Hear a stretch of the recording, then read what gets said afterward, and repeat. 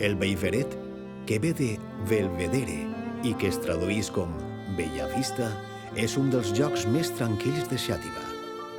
Arrimat a l'ermita de Sant Josep i rodejat per garroferes i oliveres, és un mirador elevat que aboca a les teulades de la ciutat, que gaudís d'unes inoblidables vistes panoràmiques de la costera i tanca l'antic perímetre emmurallat. Segons l'època de l'any, el vent us podria portar l'aroma d'espígol, el romer o de les garrofes madures. Al cim, i des de 1992, hi ha instal·lada l'escultura d'art daurat de Manuel Boix, en homenatge a la pilota valenciana.